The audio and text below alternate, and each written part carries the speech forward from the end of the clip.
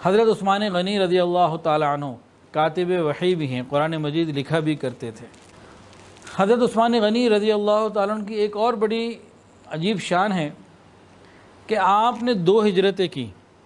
پہلے ہجرت کی حبشہ کی طرف اور دوسری ہجرت کی مدینہ طیبہ کی طرف۔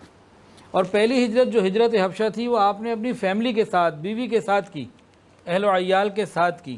نبی علیہ السلام نے فرمایا حضرت لوط علیہ السلام جو حضرت ابراہیم علیہ السلام کے بھتیجے ہیں، ان کے بعد فیملی کے ساتھ ہجرت کرنے والے جو سب سے پہلے ہیں حضرت عثمان غنی رضی اللہ تعالیٰ عنہ۔ تو فیملی کے ساتھ ہجرت کر کے پہلے گئے حبشہ اور بعد میں آپ کی ہجرت ہے مدینہ طیبہ کی۔ آپ نے کبھی گانا نہیں سنا، گانا سننا تو دور کی بات، لہو لعب کی تمنا بھی دل میں پیدا نہیں ہوتی تھی، خیال بھی پیدا نہیں ہوتا تھا کہ وقت ضائع کیا جائے ادھر ادھر جائے۔ جب سے نبی علیہ السلام سے بیعت کی، آپ کا دایاں ہاتھ ان کے ہاتھ میں گیا نبی علیہ السلام کے ہاتھ میں، اور بیعت کرنے کے بعد حضرت عثمان غنی رضی اللہ تعالیٰ عنہ نے اپنے دائیں ہاتھ کو کبھی حساس مقامات پہ بھی نہیں لگایا جسم کے۔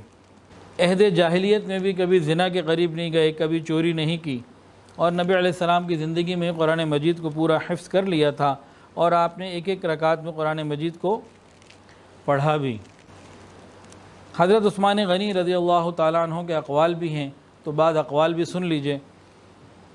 فرماتے ہیں کہ غم دنیا یہ دل کی تاریکی ہے، اور غم آخرت یہ دل کا نور ہے۔ ہم اپنے دل میں تاریکی محسوس کرتے ہیں کہ نور پتہ لگ جائے گا۔ جس کو دنیا کا غم ہے اس کے دل میں اندھیرے ہیں، اور جس کو آخرت کا غم ہے اس کے دل میں نور ہے۔ ایک اور قول ہے ان کا، فرماتے ہیں تارک دنیا، دنیا کو چھوڑ دینے والا یہ اللہ کا پسندیدہ ہوتا ہے، تارک گناہ، گناہوں کا چھوڑ دینے والا یہ فرشتوں کا پسندیدہ ہوتا ہے، اور تارک طمع، جو لالچ نہیں کرتا، دوسروں کے مال کی طرف توجہ نہیں کرتا، یہ لوگوں کا محبوب، مسلمانوں کا محبوب بن جاتا ہے۔ حضرت عثمان غنی رضی اللہ عنہ کا ایک قول یہ ہے کہ 4 چیزیں بیکار ہیں۔ نمبر 1، وہ علم جو بغیر عمل کے ہو، یہ بیکار ہے۔ وہ مال جو خرچ نہ کیا جائے، وہ بیکار ہے۔ وہ زہد جس سے دنیا حاصل کی جائے، یعنی دکھایا ایسے جائے کہ میں تو دنیا کی محبت نہیں رکھتا لیکن حاصل دنیا کی جائے۔ اور چوتھی بات، وہ لمبی عمر جس میں آخرت کی تیاری نہ کی جائے۔ یہ زندگی تو اللہ نے دی آخرت کی تیاری کے لیے ہے۔ اللہ اکبر کبیرہ۔ حضرت عثمان غنی رضی اللہ تعالیٰ عنہ فرماتے ہیں 3 باتیں مجھے پسند ہیں۔ بھئی سب کی اپنی اپنی پسند ہوتی ہے نا، تو فرماتے ہیں کہ 3 باتیں مجھے بڑی پسند ہیں۔ نمبر 1، بھوکوں کو کھانا کھلانا۔ نمبر 2، ننگوں کو کپڑا پہنانا جن کے پاس کپڑے نہ ہوں۔ اور نمبر 3، قرآن مجید پڑھنا اور پڑھانا۔ یہ 3 باتیں میری پسندیدہ ہیں۔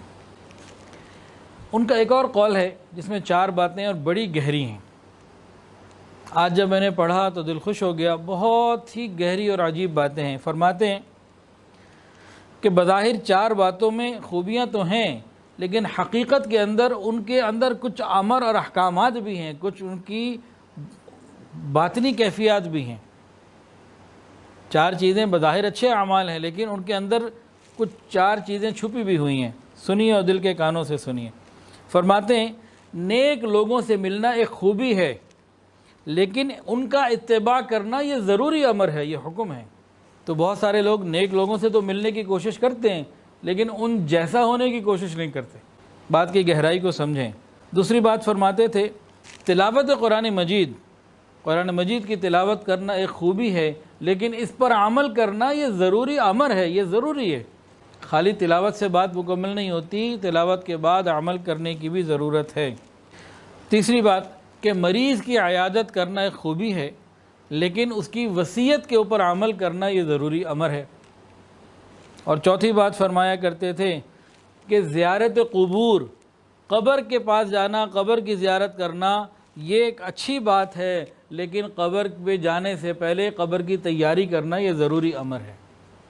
کوئی ہم سے پوچھے بھی آپ کو کس چیز میں مزہ آتا ہے، کوئی کہے گا جی کرکٹ کھیلنے میں، کوئی کہے گا چاکلیٹ کھانے میں، کوئی کہے گا ونیلا آئس کریم کھانے میں، اور کوئی کہے گا جی بس موبائل پہ مجھے ایک گیم مل جائے میں گھنٹوں گیم کھیلتا رہوں۔ آج کل کے لوگوں کی اس قسم کی خواہشیں ہیں وغیرہ وغیرہ۔ تو کہنے لگے مجھے 4 باتوں میں عبادت الہی کا مزہ آتا ہے۔